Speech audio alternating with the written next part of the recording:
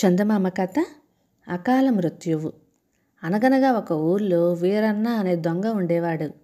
ఒక రోజున వాడొక ఇంటికి కన్నం వేసి లోపలికి ప్రవేశించబోయేసరికి వాని పక్క నుంచే ఒక తాచుపాము జరజర లోపలికి వెళ్ళింది. వీరన్న ఉలిక్కిపడి ఆ పాము వంక చూస్తూ అలాగే నిలబడిపోయాడు. ఆ తాచుపాము తిన్నగా గదిలోకి పోయి అక్కడ ఉన్న నీళ్ల బిందెలో విషం కక్కి వచ్చిన దారిని వెళ్ళిపోతున్నది. ఇంతలో వీరన్న తన వద్ద నుండే చిన్న కర్ర తీసుకొని పామును కొట్టబోయేసరికి అది ఒక చక్కటి స్త్రీ రూపంతో ప్రత్యక్షమైంది. ఆమె వీరన్నతో, "నువ్వు మాట్లాడకుండా నా వెంట రావోయి" అని అనింది. ఆశ్చర్యంతో అతను ఆ సుందరి వెంబడే నడవసాగాడు. ఆమె ఊరి బయటకు వచ్చి అక్కడ నూతిపైన ఉండే కర్రను విరగ్గొట్టి మళ్ళీ యథాప్రకారం మామూలుగా ఉన్న చోటనే ఉంచి వేసింది. వీరన్న ఉండబట్టలేక ఆమె చేయి గట్టిగా పట్టుకొని, "ఎందుకమ్మా ఆ కర్రను అనవసరంగా విరగ్గొట్టేశావు? మళ్ళీ ఎందుకు ఏమీ ఎరగనట్టుగా ఆ కర్రను ఎప్పట్లాగే పెట్టేశావు? ఇంతకీ నీవెవరువు?" అని అడిగాడు. అందుకు ఆమె, "నా పేరు అకాల మృత్యువు. బ్రహ్మపోసిన ఆయువు పూర్తి కాక మునుపే కొందరి ప్రాణం తీసివేస్తూ ఉంటాను. ఇదే నా పని" అని చెప్పింది. బ్రతికి ఉన్న వాళ్ళ ప్రాణాలు తీయటం బానే ఉంది, మరైతే ప్రాణం లేని ఆ కర్రను ఎందుకు విరక్కొట్టావు అని వీరన్న అడిగేసరికి, "ఆ సంగతి ఇప్పుడు చెప్పను. రేపు ఉదయం వరకు ఇక్కడనే ఉండి ఏమి జరుగుతుందో చూడు, నీకే తెలుస్తుంది" అని ఆమె అన్నది. "అయితే నా మరణం కూడా నీ చేతిలోని పనేనా? లేక నేను ఆయువు పూర్తయ్యే వరకు జీవిస్తానా చెప్పు" అని వీరన్న ఆత్రంతో అడిగాడు. దానికి ఆమె, "అది నా చేతిలో పనే. అయినా నీవు అడిగావు గనక ముందుగా చెబుతున్నాను. కొంతకాలానికి రాజుగారి సొత్తు అపహరించిన నేరం నీ మీద పడుతుంది. అప్పుడు నా శక్తి వలన నీ ప్రాణాలు తీస్తాను. ఇది నా విధి, తప్పటానికి వీల్లేదు. అయితే ఈ సంగతి వెల్లడించినావంటే తక్షణమే నీ తల 100 వక్కలవుతుంది సుమా, జాగ్రత్త" అని చెప్పి అదృశ్యమైపోయింది. ఈ మాట వినగానే వీరన్నకు విచారం కలిగింది. దొంగతనం వల్ల కదా ప్రాణాలు పోవటం, కనుక ఈ క్షణం నుంచి ఈ వృత్తి మానివేస్తున్నాను అని దేవుడి సాక్షిగా ప్రమాణం చేశాడు. ఆ తర్వాత అకాల మృత్యువు చెప్పిన ప్రకారం నూతి వద్ద ఏం జరుగుతుందో చూడాలని అక్కడే కనిపెట్టుకొని కూర్చున్నాడు.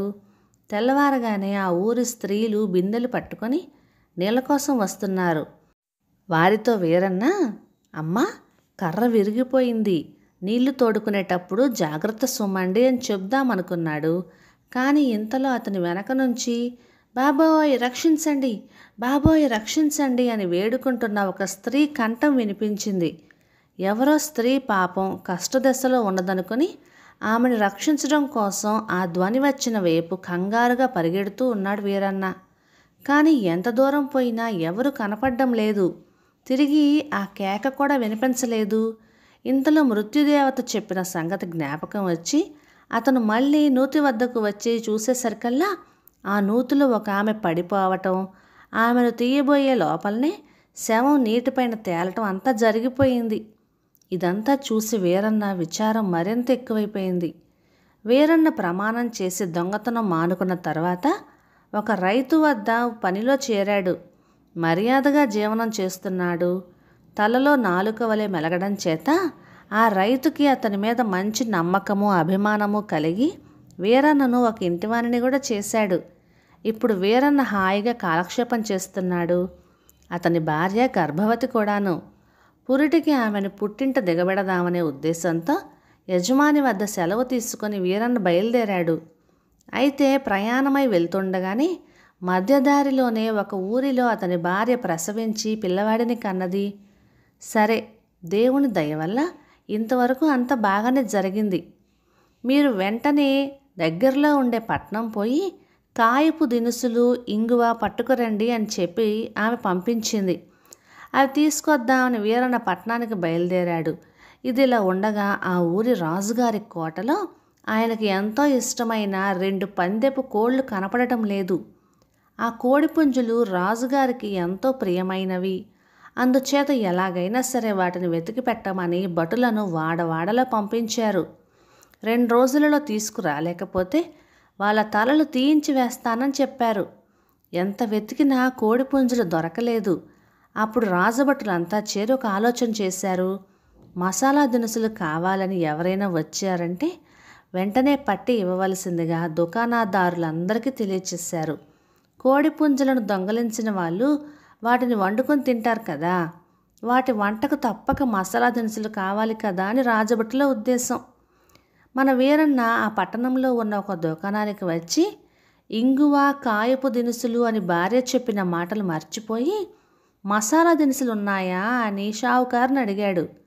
ఉన్నాయి, కానీ అవి ఎందుకో చెబితే కానీ ఇవ్వను అని షావుకారు అన్నాడు. ఎందుకేమిటయ్యా వింతగా అడుగుతున్నావు? ఈ ఊరి బయట నా భార్య ప్రసవించింది. ఆమె ఏవో దినుసులు తెమ్మని చెప్పింది, పేరు గుర్తు రావటం లేదు. ఇవైనా పట్టుకుపోతే కొంత పని జరుగుతుందేమోనని ఇవ్వమన్నాను అనేసరికల్లా షావుకారు వీరన్నను పట్టి రాజభటులకు అప్పగించాడు. రాజభటులు అతనిని పట్టుకొని, నీ భార్య ఎక్కడ ప్రసవించిందో చూపించు. నిజమైతే నేను వెంటనే విడిచిపెడతాం, అబద్ధమైతే ఖైదు చేస్తాము అని వీరన్నను వెంటబెట్టుకుని వెళ్ళారు. తీరా ఆమెను విడిచి వచ్చిన చోటకు పోయేసరికి అక్కడ వీరన్న భార్య లేదు, పిల్లవాడు లేడు. పైగా ఒక పొయ్యి మీద కోడి మాంసం ఉడుకుతూ ఉన్నది. ఆ పక్కనే కోడి బొచ్చు వగేరాలు కనిపించాయి. ఇక సందేహం ఏమిటి? భటులు వెంటనే వీరన్న చేతులకు బేడీలు తగిలించి రాజు ఎదుటకు తీసుకువచ్చి నిలబెట్టారు. మహాప్రభు, వీడు కోడిపుంజులను వండుకోవటం మేము కల్లారా చూసి తీసుకొని వచ్చామండి అని చెప్పేసరికి, అయితే ఈ దుర్మార్గుణ్ణి ఏనుగుల చేత తొక్కించి చంపండి అని రాజు ఆజ్ఞాపించాడు. ఇంతలో మరొక వైపు నుంచి భటులు కోడిపుంజులు దొరికాయి అని చెప్పి ఉత్సాహంతో తెచ్చి రాజుకు చూపించారు. రాజుకి సంతోషము, ఆశ్చర్యము కూడా కలిగినాయి. వీరన్నను చంపక మళ్ళీ దర్బార్కు రప్పించమని రాజుగారు ఆజ్ఞాపించారు. శిక్ష అమలు చేయటానికి అప్పటికే ఏనుగు కింద పడుకోబెట్టిన వీరన్నను లేవదీసి తీరుగా దర్బారుకు తీసుకుపోయారు. రాజుగారు అప్పుడు దర్బారు చేసి పండితులను పిలిపించి అనవసరంగా మరణదండన విధించినందుకు పరిహారం ఏమిటి అని ప్రశ్నించారు. దానికి పండితులు వీరన్నకు ఒక బంగారపు ఏనుగును, అతను మోయగలిగినంత దానిని బహుమానం ఇవ్వవలసిందిగా సలహా చెప్పారు.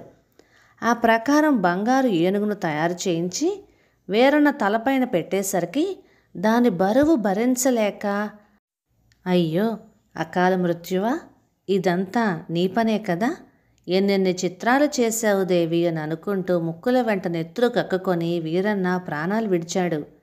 తర్వాత వీరన్న చెప్పిన చివరి మాటలలోని నిజానిజాలు తెలుసుకొని రాజుగారు ఆశ్చర్యపడ్డారు. అయితే ఇప్పుడు ఎవరైనా చేయగలిగింది ఏమున్నది? అతని జ్ఞాపకార్థం ప్రత్యేకంగా ఒక ఊరు కట్టించి రాజుగారు దానికి వీరవాసరం అని పేరు పెట్టారు. వెనకటి కాలంలో అకాల మృత్యువు అంటే ఏ పురుగు పుట్ర కుట్టో వచ్చేది. కానీ నేటి కాలంలో అకాల మృత్యువు హార్ట్ అటాక్ రూపంలోనూ, రోడ్ల మీద జరిగే యాక్సిడెంట్ల రూపంలోనూ వస్తుంది. కథ సమాప్తం. ఇక ఈ కథ 1949 జూన్ చందమామలోనిది. రచన ఉనికిలి రామకోటేశ్వర రాజు గారు, భీమడోలు నుంచి. ఇక ఈ కథ మీకు నచ్చినట్లయితే లైక్ చేయండి, షేర్ చేయండి. ఇలాంటి మంచి తెలుగు కథల కోసం మన ఛానల్ని సబ్స్క్రైబ్ చేయండి. Thank you.